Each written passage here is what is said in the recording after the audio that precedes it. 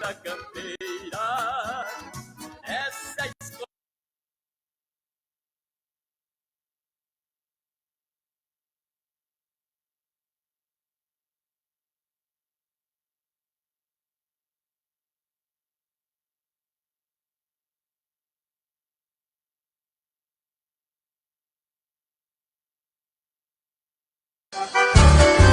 Ao toque de 5 segundos, estará formada a maior rede de rádios de agronegócio do Brasil.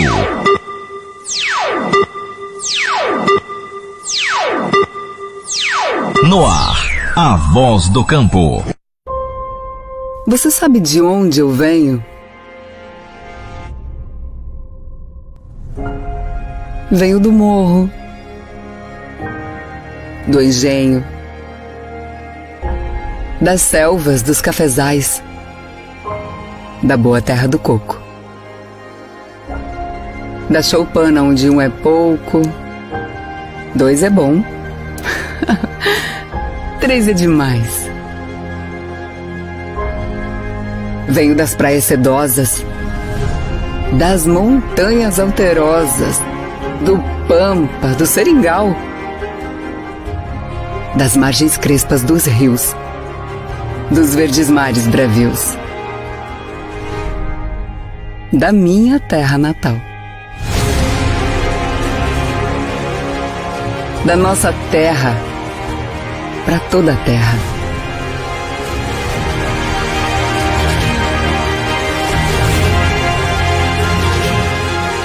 Sulboro, mais e melhor. A Jacto apoia o produtor rural há mais de 75 anos.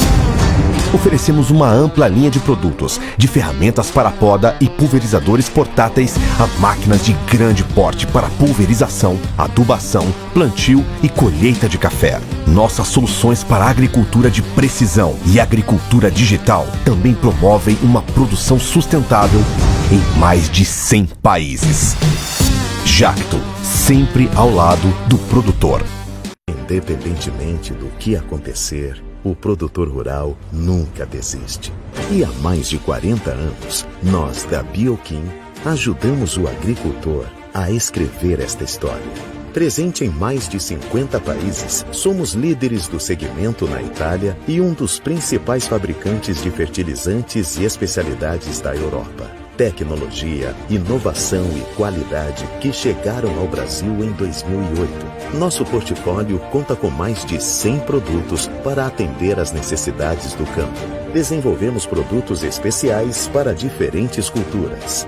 Nossa missão é oferecer ferramentas que auxiliem na formação de uma lavoura forte e produtiva, respeitando princípios do desenvolvimento sustentável e ambiental.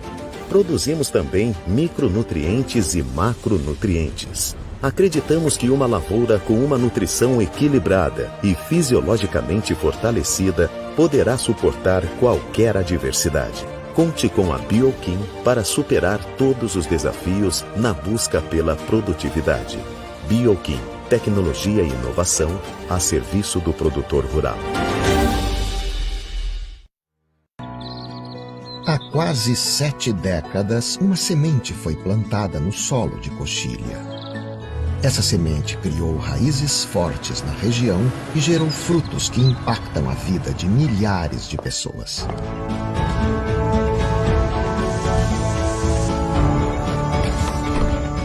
A família cresceu e novas gerações chegaram, agregando novas ideias e transformando as Sementes Weber em uma empresa referência no agronegócio. Estamos em constante evolução, sempre apostando na inovação e em novas tecnologias, garantindo a qualidade e melhor genética das nossas sementes, além do alto potencial de produtividade. Sementes Weber.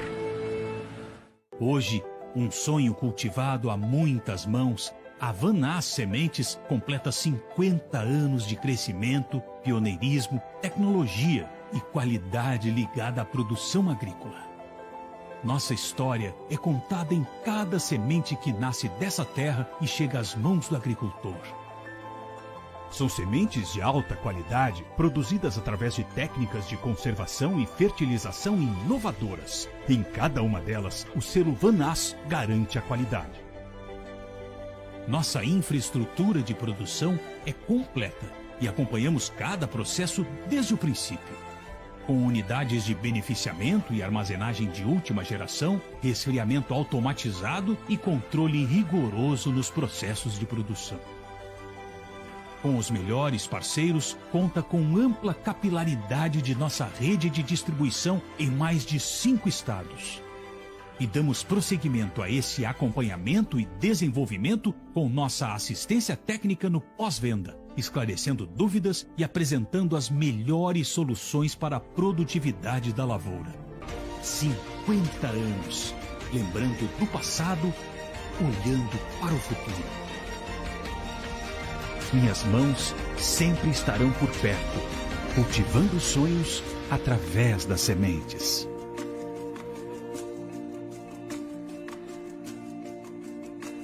Com a Focking você tem alta produtividade com as soluções para o agro, indústrias e energias. Conheça as nossas tecnologias e inovações. Oferecemos o melhor em sistemas de irrigação, geração fotovoltaica, sistemas elétricos e automação, termometria digital, aeração 4.0, além de muito mais. Confira nossas soluções através das nossas redes sociais ou pelo site www.focking.ind.br. Encontre o representante Focking mais próximo de você e faça seu projeto.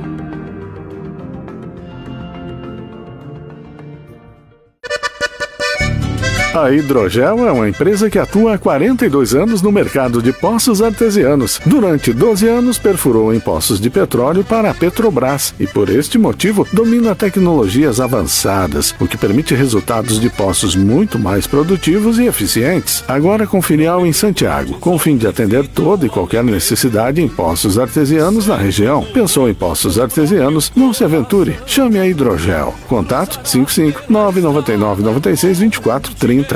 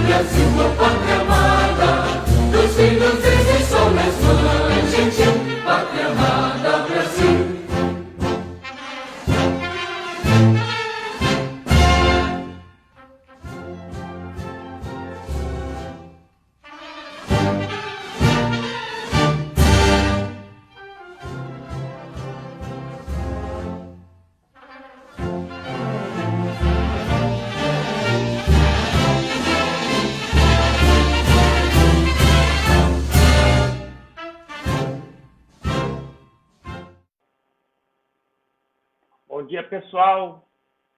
Todos me ouvem bem? Todo mundo por aí, na voz do campo? Bom dia, pessoal. Eu sou Nivaldo Forastieri, sou produtor rural aqui no Paraná, sou diretor da Forest Agrointeligência. É um prazer estar aqui com vocês. Gostaria de agradecer ao Marcelo Brum, que é um grande amigo. Sempre que necessário, Marcelo, estou por aqui para te auxiliar. E agradecer também aos meus amigos hoje presentes aqui. A minha querida amiga Andréia Cordeiro. Oi, Andréia. Oi, Nivaldo, muito obrigada pelo convite, obrigada, Marcelo, e obrigada aos amigos da Voz do Campo. A minha grande querida Andréia Cordeiro, sempre que preciso eu ligo para ela, sempre está aqui para me auxiliar. E também hoje com outro grande amigo, são todos profissionais, grandes profissionais do agronegócio, gente, mas são, acima de tudo, grandes amigos. Ao Eduardo. Fala, Eduardão, tudo bom? Tudo bem, vocês estão me vendo bem? Sim, estamos. Tá, é que eu não estou conseguindo chegar direito. Bom dia, Nivaldo, bom dia, obrigado pelo convite, bom dia, Andréia, bom dia a todos os ouvintes da Voz do Campo. Vi aí com muita satisfação que 2 dos patrocinadores iniciais, Fokin e Vanaz, Sementes Vanaz e a Fokin são de Panambi, que é a cidade onde eu me criei, no Rio Grande do Sul. Até quero mandar um abraço lá para o pessoal lá da Sementes Vanaz, o seu Germano, o Fábio, o Alex, o Cristiano, lá da Fokin, o seu Bruno, a dona Érica. Enfim, é um prazer aí rever esses nomes, e faz muito tempo que eu não vou para Panambi, mas são empresas muito boas e gente muito séria, muito boa também. Faz muito tempo que eu não os vejo. Ô, Eduardo, então você está mais em casa que nós, né, André?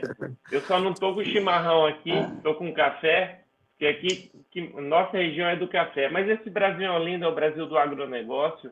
E antes da gente iniciar esse tema muito relevante, que está deixando todo mundo com a pulga atrás da orelha, eu preciso passar um recado e também convidá-los, André e Eduardo, para o 6º Seminário A Voz do Campo, que ocorrerá dia 14, 15 e 16 de maio de 2025, em Gramado. Temos confirmados a ex-presidente do STF, Ellen Grace, Antônio Cabreira, ex-ministro da Agricultura, Paulo Guedes, nosso grande e eterno ministro da Economia, e Evariste Miranda, craque da Embrapa. São os palestrantes confirmados. Logicamente, o Marcelo está trabalhando para trazer grandes nomes para o evento, que é a reunião da família do agronegócio. Iria ocorrer agora em 2024, infelizmente, por conta das enchentes no Rio Grande do Sul, o Marcelo teve que prorrogar para 2025, mas em 2025, com a graça de Deus e com toda certeza, vamos ter o evento da Voz do Campo, que é a reunião da família do agronegócio lá em Gramado. Gramado é um lugar que já atrai por si só, né, André, né, Eduardo? Sem dúvida, um lugar maravilhoso. Gosto muito de Gramado. Eu estou radicado em Curitiba há 25 anos, sou do Rio Grande do Sul, né? Sou de Porto Alegre, me criei em Panambi. Panambi é a cidade aí da Fokin e da Vanaz, mas gosto muito de Gramado. Sempre que possível, damos um pulinho em Gramado. É uma cidade realmente privilegiada e espero que agora, já totalmente recuperada das enchentes e pronta para receber aí os turistas já novamente. Com toda certeza. Estaremos em Gramado juntos. Eu quero ver vocês lá, viu? Sem dúvida. Com a família do agronegócio. André, começar por você. Nós trouxemos esse tema da reforma tributária, seus desafios. Estava conversando agora pela manhã com um amigo meu que participou de um evento também no Rio Grande do Sul. Ele falou, Nivaldo, está todo mundo perdido, e uma certeza, pelo menos foi o que a gente estava conversando, é que o coro do produtor rural e da população do Brasil vai ser um pouco mais arrancada do que já é. Vamos conversar sobre esse tema, mas antes, Andréia e Eduardo, queria que vocês se apresentassem brevemente para todo mundo que está ouvindo. A Voz do Campo hoje, André e Eduardo, é um canhão de comunicação. A Voz do Campo está no Instagram, no Facebook, né, em todas as suas plataformas, na rádio, nas rádios pelo país que retransmitem a Voz do Campo, e também pelo aplicativo e pelo site. O Marcelo, desde quando eu conheço ele, em 2016, ele trabalha via site, via aplicativo, com live no Facebook, então ele ele deu um passo à frente na época, o que é normal hoje, ele já fazer isso lá em 2016. Então, a Voz do Campo é um canhão de comunicação, a gente está falando com várias rádios pelo país, pelos aplicativos, pelo site, Instagram, Facebook. Então, Andréa, se você puder brevemente se apresentar para toda a comunidade da Voz do Campo. Será um prazer. Antes, só deixa eu fazer aqui uma observação. O Eduardo falou de colegas patrocinadores, eu não poderia deixar de falar da Weber, né, da Celi, uma grande amiga, uma protagonista, uma gaúcha muito guerrida, e eu fiquei muito feliz em, no começo do programa, escutar o hino nacional do Brasil. Bom, eu sou Andréa Cordeiro, estou no Agro há 27 anos, sou consultora com foco em comercialização agrícola, com foco em mitigação de risco, faço parte de alguns grupos de estudos, de algumas câmaras setoriais, sou especialista em agronegócio pela Exalc, USP, o que nos une, né, Nivaldo, na questão dos estudos, sou mestranda em negócios Brasil, China, Ásia, Pacífico, estudando todo o tempo maneiras que podemos trabalhar no Brasil processos de mitigação de risco. E é um prazer muito grande estar aqui. Eu não vou ficar falando detalhes do meu currículo, porque eu acho que o nosso tempo aqui é muito precioso para a gente passar conhecimento, afinal, não se valoriza uma comunidade, um país, um setor sem conhecimento. Obrigado, André. Eduardo? Oi, bom dia a todos. Eu gostaria de agradecer ao Nivaldo pelo convite, agradecer ao Marcelo. É um grande prazer estar conversando com todos vocês, com todos os ouvintes. Meu nome é Eduardo Berbiger. Eu sou advogado, especialista na área tributária, especialista em agronegócio, já trabalho há muitos anos com agronegócio no Brasil inteiro, e hoje sou um dos principais estudiosos da reforma tributária, principalmente com seus impactos no agro. Eu pertenço ao Comitê Tributário da Sociedade Rural Brasileira, temos estudado muito isso, e também alguns programas que eu participo, temos debatido bastante, e no dia a dia no escritório atendemos muitos produtores, agroindústrias, empresas, enfim, então faz parte do nosso dia a dia debater os tributos, e é um prazer, é uma satisfação participar desse programa com tanta audiência, com tanto alcance, e tentar esclarecer um pouco mais da reforma, né? Tivemos novidades ontem, inclusive, e levar aos ouvintes o que podemos esperar dessas novidades aí que estão sendo implementadas no cenário tributário brasileiro. Obrigado, Eduardo. É um grande prazer estar aqui com vocês. Eu estou aqui para aprender, tá? Então, eu vou ser só uma ferramenta aqui de conectar todo mundo. É um grande bate-papo do agronegócio, tá? E vamos começar com a Andréa, tá, Eduardo? As mulheres primeiro. Aqui na Voz do Campo é assim. Nós somos bem tradicionais, bem pátria, família e Deus acima de tudo. Andréa, você já deu um spoiler, né? Como a gente pode falar de mitigação de risco nas commodities agrícolas atualmente? Nivaldo, você é sempre muito humilde, aprendo muito com você, e eu acho que isso que faz a gente ter uma caminhada consistente, né? Levando ferramentas para que o nosso setor seja safra a safra cada vez mais sustentável economicamente. Eu acredito que o processo de mitigação de risco, e acredito assim de uma maneira muito intensa, ele vem passando nos últimos 10, 12 anos por um processo de transformação.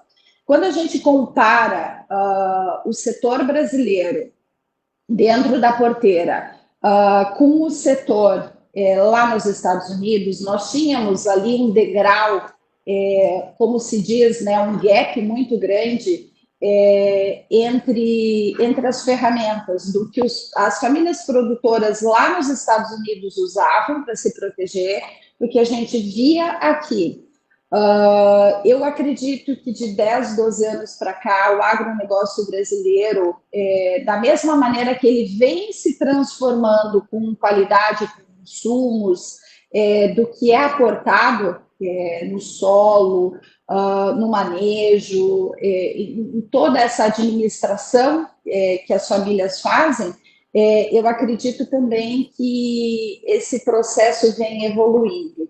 E o conhecimento, as empresas que estão no setor, elas são muito responsáveis por esse processo de mitigar risco.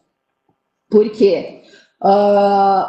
Eu tive recentemente palestrando no Conacred, que é o maior palco de crédito agro no Brasil.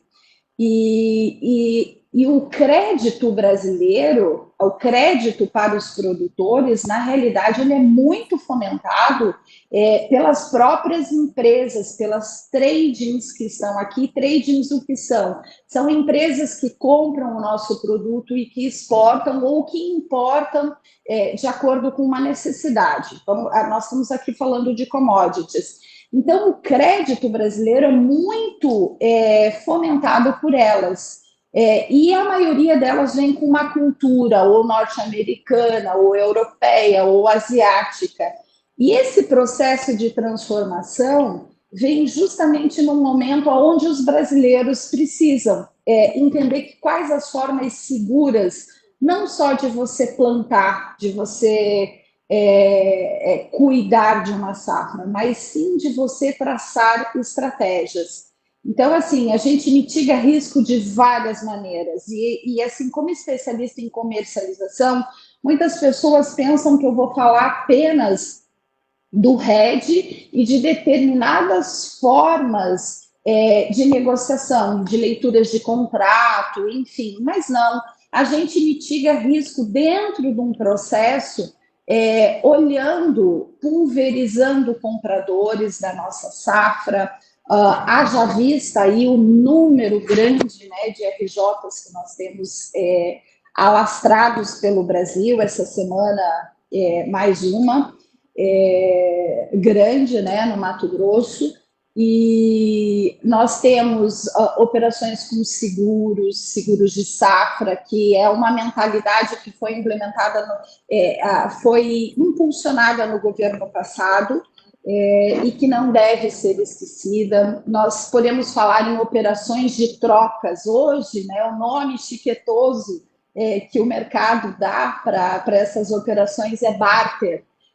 Mas eu sou da época, eu entrei em 97 no mercado, e as primeiras operações de barter saíram por ali. Então, eu sou da época que a gente falava das operações de troca.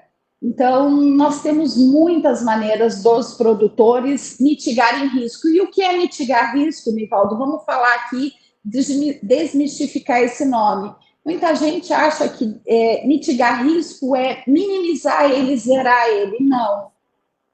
Não existe risco zero na agricultura, né? O clima está aí para dar um nó em todo mundo falava que Laninha ia entrar outubro, novembro, e estamos aí praticamente às portas de dezembro, e cadê a Laninha? Então, é mais ou menos nesse sentido. A gente vai ter muito para falar aqui. E o André, vamos linkar aqui com o Eduardo. Como que isso se aplica na parte tributária? Eu queria uma dobradinha de vocês, porque eu estou aqui para aprender com vocês hoje, viu? Eu posso complementar? Assim, o Eduardo já vai falar, ele adora falar muito, então eu tenho que aproveitar antes dele falar, porque senão não tem espaço para mim. Vamos lá, dentro das minhas consultorias no agro, tá? Quando a gente olha, a maioria das vezes as empresas me procuram para entender a performance comercial delas, a entender de que maneira elas se posicionam, ou quando elas estão vindo para o Brasil, ou quando elas querem expandir para um determinado estado. E pela minha experiência, eu fui 15 anos diretora do Grupo Laboro, fiquei lá 22 anos, e dentro dessa minha atuação, eu entendia que a consultoria ela tinha que ter uma visão holística, que nós não poderíamos olhar apenas o departamento comercial, as compras, as vendas, porque comercialização é isso, né? Comercialização não é só as famílias produtoras venderem, ou as tradings comprarem, ou a indústria comprar e repassar o produto. Então, de alguma maneira, eu entendi que lá atrás, né, no começo dos anos 2000, que nós tínhamos que ter esse olhar múltiplo. E foi aí que lá atrás a gente começou a trazer aspectos fiscais junto para a consultoria. A gente olha, sim, a parte comercial, mas integra isso a outros setores, porque não adianta o produtor, a produtora, a indústria, as revendas, né, os canais de distribuições estarem fazendo bem a lição de casa, mas estarem deixando de ganhar dinheiro e muitas vezes perderem dinheiro exatamente por não observar ou desconhecer alguma prerrogativa fiscal. E o Brasil tem vários caminhos, né, seguros dentro das lacunas, né, que a gente tem, ou até mesmo dentro do que diz o direito, que muitas vezes o agro desconhece.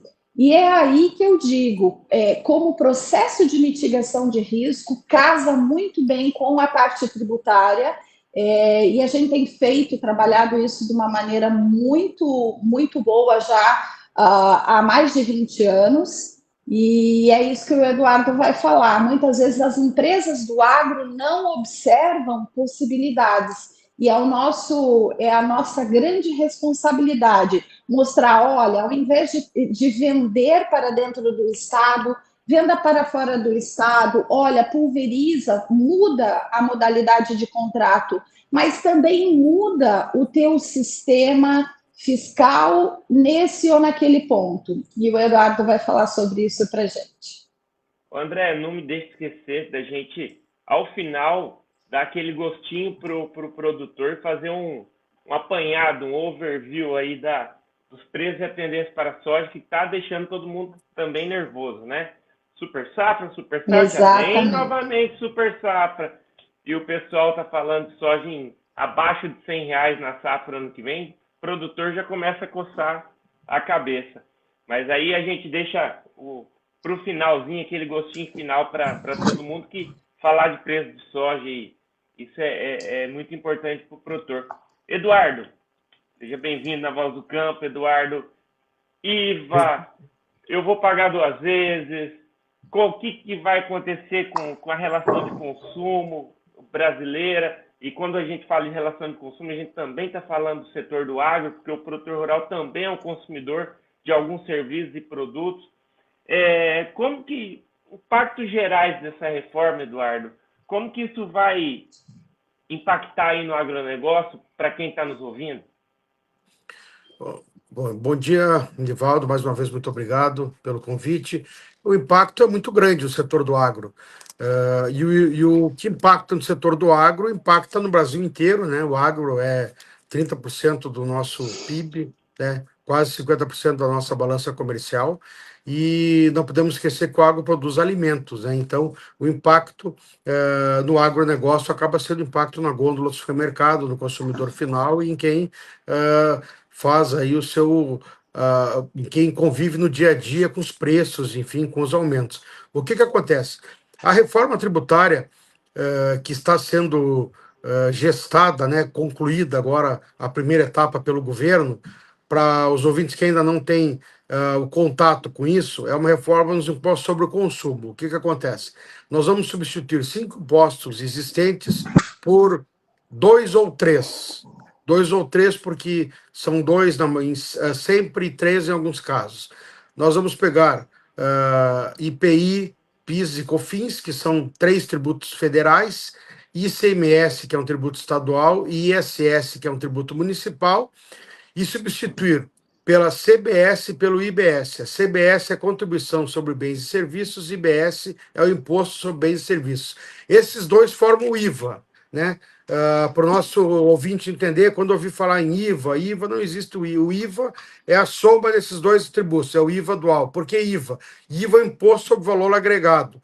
É essa nova sistemática que o governo quer fazer, que é incidir os tributos sobre o consumo sobre cada etapa nova da operação e não em cascata, como incide hoje. Mas isso vocês vão ver que é uma demagogia, não é bem assim como estão dizendo, né?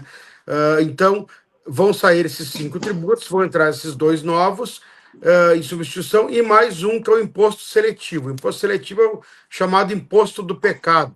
Ele vai incidir sobre bens e produtos nocivos, né, que fazem mal ao meio ambiente ou mal à saúde da população. Então, alguns itens que são nocivos ao consumidor ou ao meio ambiente terão um acréscimo desse imposto seletivo.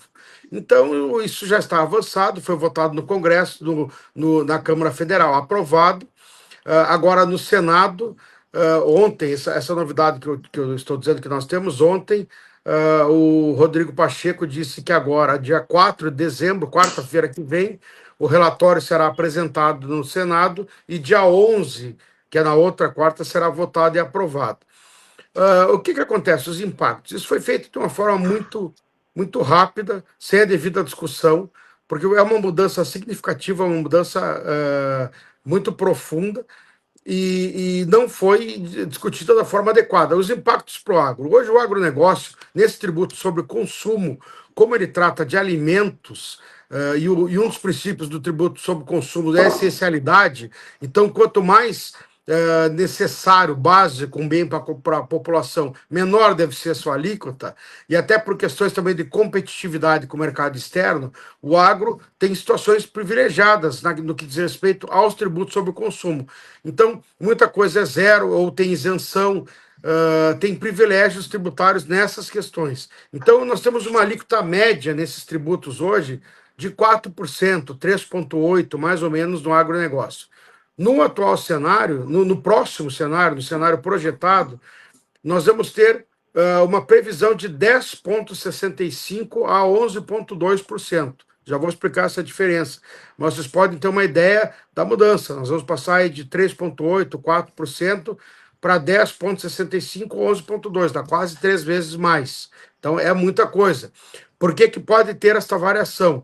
Porque, por enquanto, a alíquota desses 2 tributos, né, que compõem o IVA, proposta é 26,5%. Mas o governo já fez uma carta técnica, está pressionando o Senado para ficar 28%. Para vocês terem uma ideia, o IVA mais alto do mundo é a Hungria, 28%. O Brasil estaria, né, com o IVA mais alto do mundo, e logo depois são os países nórdicos, ali Dinamarca, Suécia, que também... Daí são 26%. O Brasil com 26 já estaria, com 26,5%, no atual 26,5% já estaria ali em segundo, né, no mundo, nas alíquotas mais altas. Então, o que acontece? Isso aí é preocupante. O governo fala que nós vamos ter o abatimento nos custos, não vai incidir o imposto em cascata. Nós já temos hoje o princípio da não cumulatividade. O que acontece? Os produtores que estão nos ouvindo, os empresários, os contribuintes que têm um certo contato, sabem que hoje tudo que eu compro, todas as compras que eu tenho nas etapas anteriores, eu abato posteriormente. Por que isso não funciona? Não funciona porque o governo não segue a lei, simplesmente. Não abate tudo que deveria e nós acabamos pagando tributo cumulativamente. Isso vai acontecer da mesma forma com o IVA. O IVA, da forma como foi disciplinado no Brasil, vai ser mais ou menos uma cumulatividade, só que deveria ser mais simples, uma questão financeira, mas também vai ter esse abatimento, né? Só que vai ser um abatimento mais simples do que é hoje, em tese, né? Mas a lei deveria ser em tese, mas não é o que a lei demonstra, e tudo que nós temos visto até agora é aumento de carga, complicação em vez de simplificação, pelo menos no primeiro momento. A lei não está clara, tem vários pontos de dúvida, né, de divergência, de contradições. Então, nós estamos prestes a entrar num cenário nebuloso, muito possível, não, na maneira como está a certeza de aumento de tributos, com várias dúvidas, e vai começar a vigorar em 2026 agora, já estamos aí, né? Vamos entrar em 2025 agora em um mês, né? Já falta um mês para 2025. Em 2026 começa a vigorar a reforma e vai até 2033, são 7 anos de transição. Então, a nossa população vai conviver 7 anos com 2 sistemas tributários, o que é uma complicação, e com essa perspectiva de aumento da carga tributária e de não simplificação, né? Não vão atingir o objetivo que gostariam com a reforma. Por quê? Porque fizeram apressadamente, porque o governo só pensa em arrecadar, não sabe gastar, né? Nós vemos aí ontem o fracasso do anúncio do pacote do governo, chega a ser até frustrante, né? O governo fala num corte de 320 bilhões até 2030, quer dizer, eles nem vão estar aí em 2030, esse governo, porque mesmo que se reeleja é outro governo, o governo tem que entender que a cada 4 anos muda, né? E esses 70 bilhões que eles fizeram para 2 anos de corte de custos, os próprios analistas, inclusive alguns identificados com a esquerda, já disseram que não deve passar de 40 a 45 bilhões, sendo otimistas, né? Os 70 projetados. Vamos pensar o seguinte, este ano, para o nosso contribuinte ter uma ideia, até outubro, nós estamos com um aumento real de carga tributária federal de 9,70%. Nós tivemos um aumento de arrecadação de 9,70%. É um absurdo, quase 10% de aumento descontado a inflação. E ainda assim o governo gerou um déficit até setembro de 105 bilhões de reais. Então, em um ano, com quase 10% de aumento de carga tributária real, o governo em 9 meses gera um déficit de 105 bi e ele comemora um ajuste que vai gerar, se formos ver a média dos 2 primeiros anos, 35 bi, que eles disseram, mas que pelos analistas 20 a 25 bi por ano, isso é uma piada. E fora que isso não vai acontecer, né? Porque tem os custos que já vão surgindo. Ontem, uma palhaçada, ontem não, agora, nesses últimos dias, o STJ, que é um dos maiores tribunais em Brasília, né? De terceira instância, e o TST, que é a última instância do trabalho, da Justiça do Trabalho, se deram, né, reconheceram os quinquênios, quer dizer, a cada 5 anos de trabalho, os juízes têm direito a 5% de aumento, se deram 120 dias de férias por ano, isso o judiciário inteiro, e o juiz não precisa tirar, são 4 meses de férias, quem tem 4 meses de férias? O juiz que não tirar, ele pode vender, né, vender para o Estado as férias, então é mais um aumento de salário, só isso aí vai custar bilhões. Só desses 2 casos aí, e mais alguns outros penduricários do judiciário, já foi os 20 e poucos bilhões de economia do governo, fora as emendas, enfim. Então, isso aí não existe, é uma cortina de fumaça, a nossa gestão pública é péssima, aí o governo elege os inimigos que não existem, veio falar dos benefícios de prestação continuada para os portadores de doenças, que suspendeu os pagamentos, muita gente precisando, óbvio que tem que recadastrar, tem fraudes, mas tem muita gente que necessita, agora o governo vai segurar como se isso fosse o problema do Brasil, né? Nós vemos aí uma má gestão de recursos públicos generalizada, um aumento galopante de carga tributária e o governo preocupado com benefício de prestação continuada. É vergonhoso isso, né? Mas para continuarmos o debate, só essa primeira introdução. Então, a reforma tributária é isso, é uma reforma dos bens sobre o consumo, o governo já, nos impostos sobre o consumo, o governo já falou que vai fazer uma reforma dos impostos sobre a renda também, em 2025, mais aumento. Ele começou, ontem ele aumentou a faixa de isenção para R$5 mil e colocou uma tributação de 10% para quem ganha acima de R$50 mil por mês, isso aí vai ter que ser votado pelo Congresso ainda. Isso aí o governo tem todo o direito, só que nós temos que observar uma coisa, o governo disse, mais uma demagogia, jogando uma parcela da população contra a outra, que os ricos não pagam impostos, quem ganha acima de 5 mil. Isso é uma grande mentira, 50 mil reais, isso é uma grande mentira. Existem maneiras de retirar dinheiro através da empresa com dividendos sem tributação, mas por quê? A empresa paga 34% de imposto de renda. Então, isso a população tem que entender. Este dinheiro que vai ser distribuído, ele já é pago em imposto de renda, 34%. Então, não é um dinheiro gratuito, não é não incidência do imposto de renda. O imposto de renda e a contribuição social já existem. O que o governo está fazendo é colocar mais 10% de imposto de renda. Tudo bem, ele pode justificar, dizendo que quer que os que ganham mais contribuam com mais, tudo bem, mas que justifique da maneira certa, não dizendo que não paga o imposto de renda. Pode dizer o seguinte: já pago, mas eu quero que paguem mais porque tem condições. Aí é um problema do governo com a população, como justificar. Agora, não dizer que essa população não paga imposto, que isso é uma grande inverdade. Então, essa questão da reforma tributária é isso no primeiro momento, é motivo de grande apreensão para o agronegócio, fora as polêmicas de cesta básica, que ainda podem piorar algumas coisas, tributação sobre defensivos agrícolas, que encarecem o custo dos insumos, enfim, tem uma série de coisas aí muito preocupantes na reforma tributária. Ô, Eduardo, então, assim, nós tivemos uma tramitação assodada, né? Foi rápida, de qualquer forma, sem debate, sem discussão. A gente sabe que o governo quer arrecadar, precisa arrecadar. Ontem foi lançado o Janjômetro, não sei se vocês viram. Então, assim, é um absurdo o que está acontecendo nesse país. E aquilo, né? É dividir para dominar. É jogando pequenos produtores contra grandes produtores, médios. O médio vai sumir, né? O médio vai sumir. Então vai ficar o pessoal do MST com os gigantes grupos pelo país.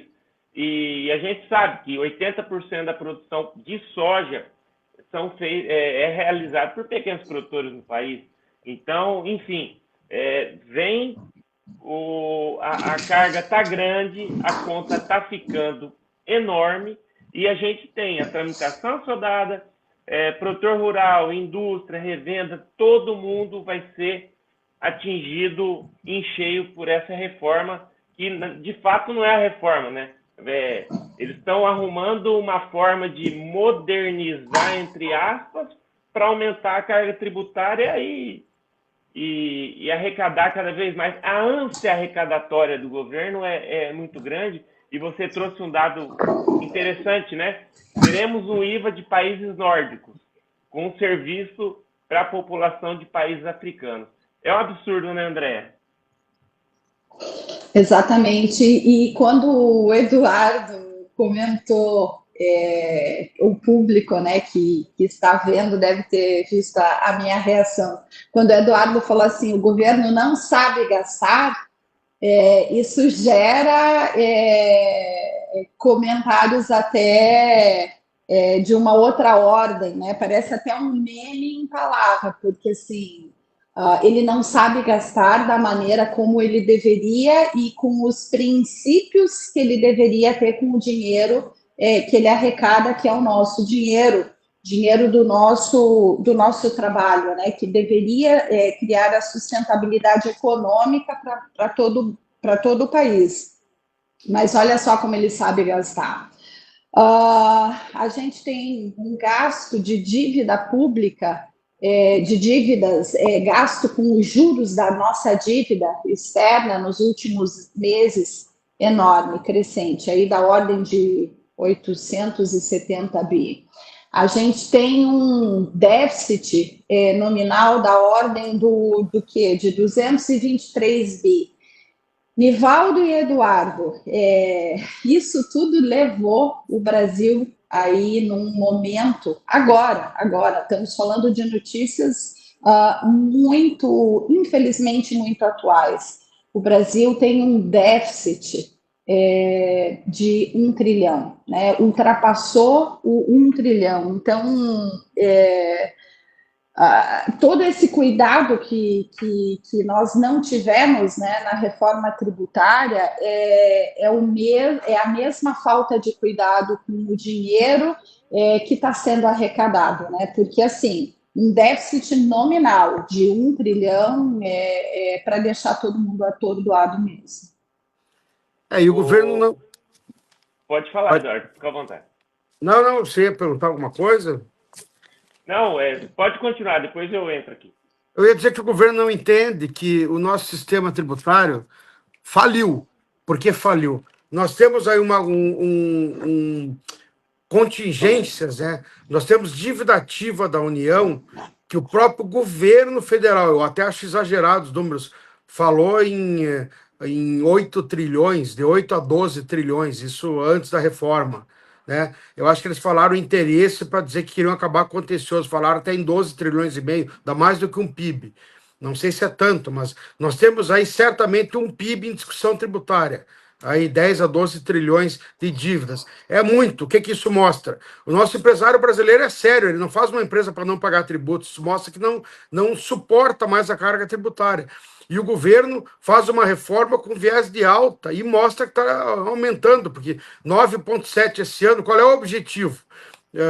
O governo está gestando esse aumento anual para que o impacto da reforma não seja tão grande, para que não venha a dizer lá, quando terminar a reforma em 2033, a reforma gerou um aumento de 5, 6% na carga tributária. Não, isso vai acontecer anualmente, sem a população perceber. E já está acontecendo por quê?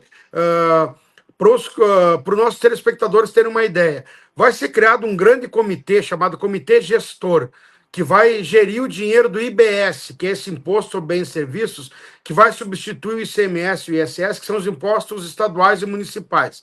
Esse dinheiro vai ser distribuído para os estados e municípios. Esse comitê gestor vai ter 54 pessoas indicadas pelos estados, municípios, União, vai ser controlado pela União. Resumindo, tudo vai ficar na mão da União. O nosso pacto federativo vai para o espaço, o governo federal vai controlar tudo, vai ser uma farra. Em Brasília, imagina um órgão desse controlando o dinheiro todo, a corrupção que não vai ser e a má gestão do dinheiro. Mas, enfim, esse comitê gestor vai gerir. E os estados, eles vão ter uma participação. Um dos critérios é a arrecadação que eles têm hoje. Então, quanto maior a arrecadação, mais participação eles vão ter. O que os estados já fizeram? Já aumentaram o ICMS, porque tem o princípio da anualidade. Então, para aumentar um imposto, você tem que aumentar no ano anterior. Então, no ano de 2024, nós já tivemos aumento em todos os estados, que quase todos fizeram em 2023, dezembro, para aumentar, para os ouvintes terem uma ideia. O Paraná foi de 18 para 19,5. Vários estados foram de 18 para 19, para 19,5, de 17 para 18, para 18,5. Então, quer dizer, esse aumento que eu falei de 9,7 foi na arrecadação federal, não estamos comentando a estadual. Então, o governo ardilosamente já está gerando esse aumento gradativo para quando chegar lá no final da reforma, nós temos um aumento muito grande. Nós tínhamos uma carga tributária de 32,5% do PIB em 2022, governo Bolsonaro, 32,44%. Eu aposto com vocês que em 2033, quando tiver o final da reforma, nós vamos estar ali nos 37, 38, 37, por aí. Só que isso aí vai ser atingido aos poucos. E o governo não vai dizer para a população, não houve aumento com a reforma. Por quê? Porque eles vão comparar um ano com o outro. E vão dizer que são ajustes, né?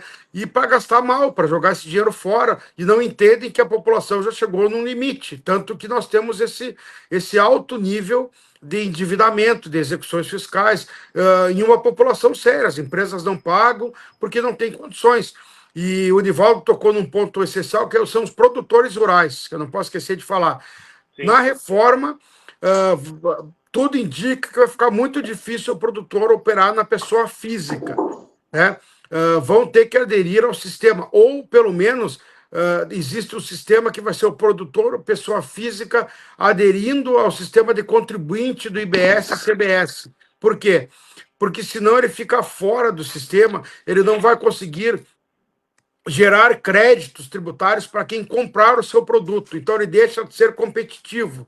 As empresas não vão querer comprar o seu produto porque elas não vão ter o crédito imposto. Então não vai valer a pena comprar do produtor que não estiver no sistema novo do IBS e da CBS. E fora também que o não contribuinte, nós vamos ter aumentos muito expressivos de produtos, de matéria-prima, de insumos do produtor rural. Quem não for contribuinte, por exemplo, até algumas máquinas agrícolas vão ter aumento. Quando o produtor é contribuinte do imposto, ele consegue ainda abater alguma coisa, fazer algum crédito. Quando é consumidor final, não. Então, a reforma ainda vai gerar talvez essa necessidade de todos os produtores, quase todos, se tornarem ou pessoa jurídica ou aderir ao sistema.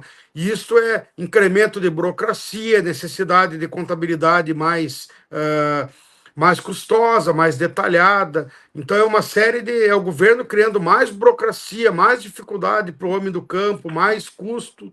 Então é uma série aí de obstáculos aí que o nosso governo não cansa de botar na frente do nosso produtor, né? Se o nosso produtor brasileiro não fosse tão bom, não sei onde nós estaríamos, né? Porque tem que se preocupar com... Ainda bem que tem bastante tecnologia, produz bem, porque tem que se preocupar com a tecnologia, com a produção.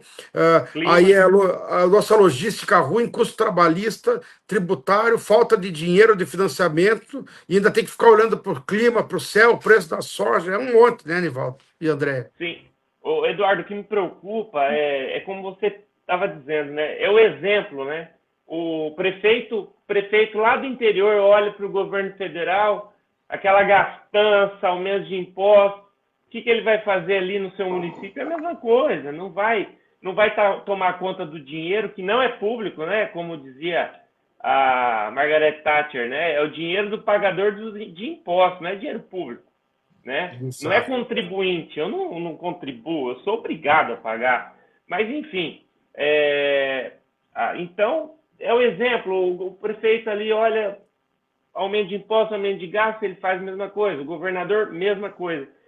E o programa está acabando. O programa bom é assim mesmo, né? Ele acelera. Eu falo para o Marcelo para a gente voltar ao programa 2 horas de duração, porque a gente tem muito assunto, mas eu queria abordar um tema que também é interessante até para a Andréia trazer a opinião dela, sobre esse impacto, Eduardo, nas exportações, porque o Brasil é o maior exportador de alimentos do mundo, né? Hoje alimentamos mais de 1 bilhão de pessoas além do nosso país. Qual vai ser o impacto nas exportações da reforma, dessa reforma que não é reforma, né? Olha, assim, os impostos incidentes sobre a exportação devem continuar zerados, em sua maioria, porque isso é uma imunidade constitucional. Qual é o problema? Vai ter um reflexo direto, porque vai ter um aumento nos impostos incidentes na cadeia produtiva. Então, nós vamos ter um aumento dos defensivos agrícolas, do maquinário agrícola, no nosso custo do dia a dia, né? No maquinário, nos defensivos, nos insumos, na semente. Então, quer dizer, o nosso agro vai ficar mais caro. Isso nos tira a competitividade na exportação, né? Então, com o aumento do custo da cadeia produtiva no dia a dia, porque, digamos assim, pode ser que nós continuemos não pagando IBS, CBS para exportar, porque isso é uma imunidade constitucional, mas no momento que o meu inseticida fica mais caro, que o meu trator fica mais caro, que a minha colheitadeira fica mais cara, eu perco competitividade internacional. Então esse vai ser o impacto principal da reforma, encarecer o custo do produtor para produzir, para fazer, né, para produzir o seu produto, ele vai acabar tendo diminuição de sua competitividade em virtude da elevação de custos. Andréia, e com relação às exportações, o produtor ele fica preocupado, né? Como o Eduardo trouxe, temos o clima que não está fácil no Brasil como um todo, né? Temos a questão de campo mesmo, né? O Brasil é um país tropical, então o produtor agronomicamente ele tem que andar sempre à frente das doenças, né? E então assim, o produtor tem que tomar conta, parte trabalhista que é bem complicado dentro das fazendas. O produtor, eu falo do produtor porque é basicamente a nossa audiência e também é a base de todo o agronegócio, né? Que começa ali com a produção rural, é a grande locomotiva do agronegócio, é quem puxa, né, a indústria, quem puxa a revenda, quem puxa tudo é o produtor rural. Então, o produtor rural ele está preocupado com tudo isso, ele está vendo que essa reforma tributária vem para pegar firme ali no seu calcanhar, e o impacto nas exportações, a gente vai estar matando a galinha de ovos de ouro do país, né, Andréia? Exatamente. Eu queria fazer um comentário a respeito dessa dualidade, né, de entender, da mesma maneira que o dólar em alta nos favorece competitividade, nos favorece exportar, e assim, eu quero deixar bem claro aqui, eu acho que a gente está num ambiente onde as pessoas têm consciência, mas fora desse ambiente, as pessoas acham que o Brasil exporta alimentos e deixa a sua população desguarnecida de alimentos, e não é. Vamos aqui, né, desmistificar. O Brasil exporta excedente de produção, exporta subprodutos, e queira que o Brasil tenha incentivos e que invista em ações para que cada vez mais a gente consiga exportar os subprodutos, né? Porque isso a gente gera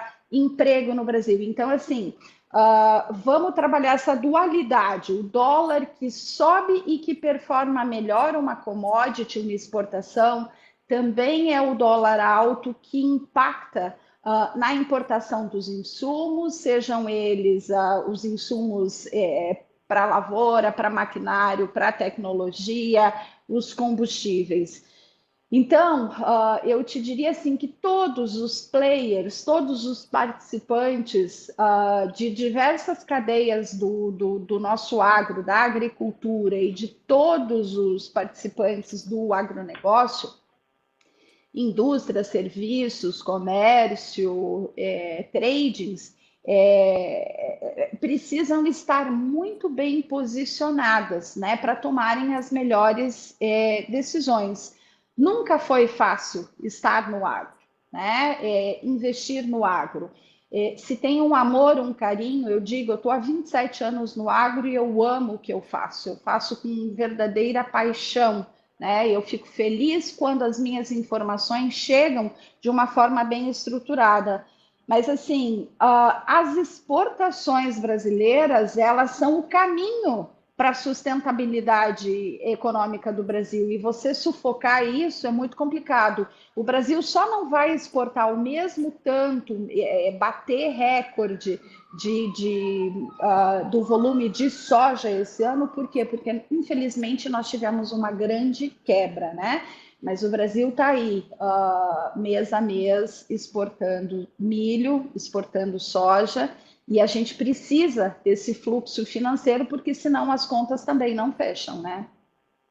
Sim.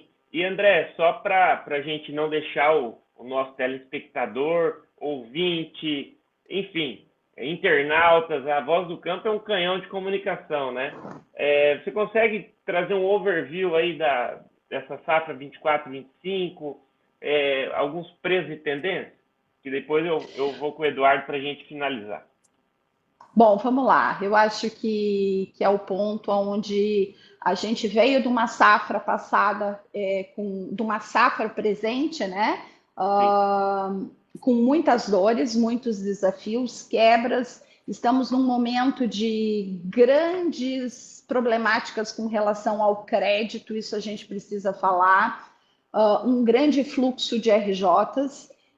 Por isso eu digo, mitiguem seus riscos comprando de players pulverizados, mas players, vendedores, parceiros de extrema confiança.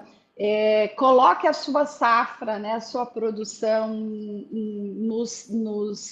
nos clientes aonde vocês já têm relacionamento, duvidem. Eu sempre digo, é tão difícil produzir com excelência, e também é muito difícil vender, mas nesse espaço a gente tem o tal do colocar a safra, né? Muitas vezes a gente não tem o silo, e colocar a safra em alguns parceiros. Cuidem muito com uma safra grande vindo, essa expectativa, né? Vamos precisar de espaço, mas cuidem, principalmente aonde vocês vão alocar o produto de vocês. Bom, vamos fazer um overview aqui. Essa semana, uma semana de feriado nos Estados Unidos, uma semana onde a gente viu os preços da soja num saldo aí subindo pouco. A gente tem o dólar, né? compensando perdas em Chicago, mas, sobretudo, esse dólar aqui no Brasil é o que acabou impactando a queda aí dos últimos dias. Então, existe uma leitura de que o brasileiro está performando uma grande safra e que vai aproveitar esses pontos de subida de dólar que geram competitividade. Então, por um lado, a gente vê o dólar firme, melhorando preços, rodando negócios de safra futura, né? Tem dado grandes oportunidades e o clima está permitindo essa decisão. Mas, por outro lado, nós temos também aí uma situação de uma política de Trump eleito agora, fortalecendo o mercado, anunciando veementemente, né, que vai proteger seu mercado. E aí a gente tem uma guerra comercial, a guerra comercial que ficou parada lá na fase 1, no final do governo do Trump. Ele assumindo, eu não tenho dúvida, Nivaldo e Eduardo, que ele retoma essa guerra comercial e os preços na bolsa em Chicago caem. Porém, os prêmios no Brasil sobem, né? E claro que o Brasil vai dividir essa competitividade com a Argentina, não será na mesma proporção que nós vimos em 2019, e a gente está vendo uma China ainda correndo nos últimos momentos para comprar soja dos Estados Unidos para embarcar antes que Trump tome posse. Então, assim, o mercado vem apresentando oportunidades. Precisamos estar bem conscientes do que está acontecendo. Não acredite em historinha de WhatsApp. Tenha seu consultor, sua consultora, tome decisões estratégicas muito fundamentadas e cuide com a sua produção. Tem muita RJ para sair do forninho aí, saindo, o bolo assando, e o sistema de crédito brasileiro um pouco abalado, um pouco não, muito abalado em meio a tudo isso. É um ano de muita cautela, mas grandes oportunidades pela frente. Olha, informações especialíssimas para os nossos ouvintes, telespectadores, internautas da Voz do Campo. André, é sempre uma aula com ela. Tivemos, né, André, esse ano um tripé bem complicado para o agro brasileiro, que foi queda de produção, queda de preço e o terceiro fator que ninguém se atentou, mas a falta de crédito e o crédito caro, né? Então, isso deu essa enxurrada de RJ pelo país, o setor realmente passando por turbilhões. Marcelo, vale um programa só com o André e um programa só com o Eduardo na sequência, viu? Porque 1 hora é muito pouco para nós. Eduardo, para a gente fechar, eu estou com a lista aqui, Eduardo, mas não deu para passar tudo, mas eu queria que você trouxesse aí rapidamente, na sua visão, que falta de informação para passar para o produtor, e depois a gente faz um programa com cada um para a gente conseguir desenvolver os assuntos de forma mais tranquila. Hoje só foi um aperitivo. Basicamente, nós temos que ficar atentos aos próximos desdobramentos, né? Até o dia 11 nós devemos ter a aprovação do Senado, e depois os próximos 2 anos, 2025 e 2026, vão ser de muita regulamentação, muita mudança, né? Muita discussão sobre a reforma tributária. Então, o produtor ficar atento, muita pressão na frente parlamentar do agro, nas lideranças, né? Para que as coisas não fiquem ainda piores. Ainda tem coisas a fazer, a amenizar, né? Ainda pode ser amenizada a reforma, não deixar piorar tanto, né? Então, essa atenção, o produtor se manter informado, né? Seguir a Voz do Campo, buscar informações, né?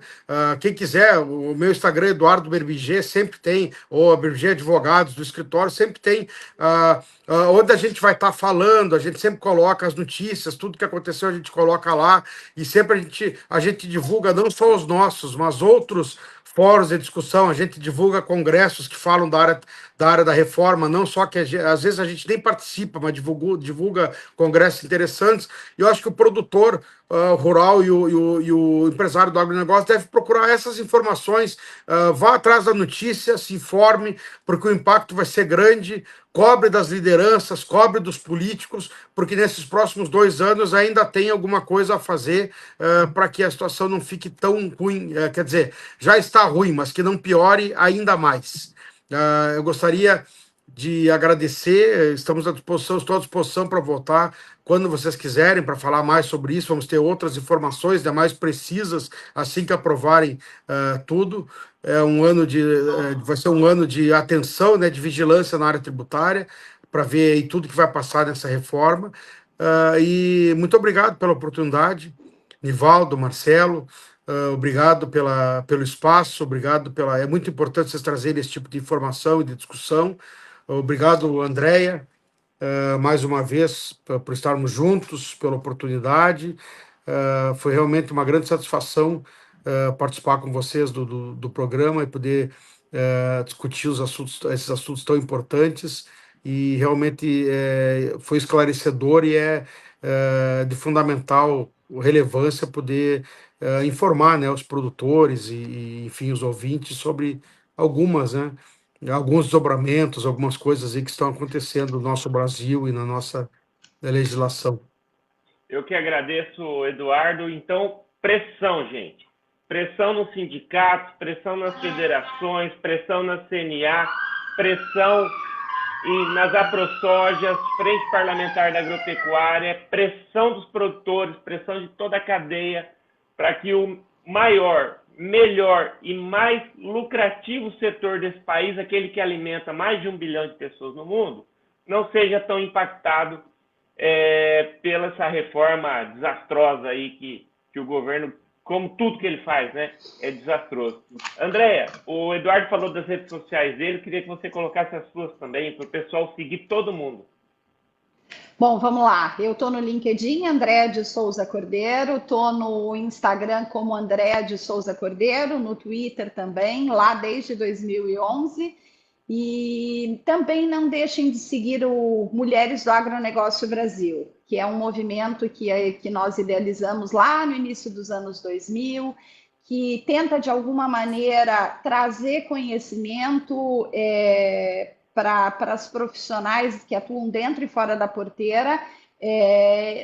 Hoje o movimento está muito plural pelo Brasil inteiro e eu fico muito feliz, mas houve um momento lá no começo dos anos 2000 que não foi assim.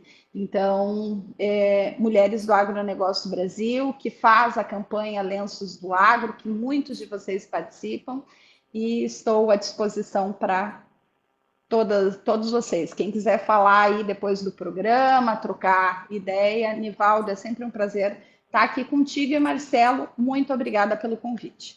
Eu que agradeço. Gente, sigam a Voz do Campo no Facebook, Instagram, no site, no aplicativo. Minhas redes sociais também, @niforastieri, você me encontra em tudo. E @ForaCEAgro, que é do nosso escritório de consultoria do agro. Gente, meu muito obrigado de coração, André e Eduardo. Vamos fazer outros programas, ou eu, o Marcelo. A gente merece mais 1 hora com cada um para trazer todos os assuntos de forma mais consolidada ainda para o produtor. A você, nosso ouvinte da Voz do Campo, internauta, telespectador, meu muito obrigado. A Voz do Campo está no meu coração desde 2016, mas a Voz do Campo já tem aí 20 anos de caminhada. Um grande abraço, fiquem com Deus e um excelente final de semana a todo o agronegócio do Brasil.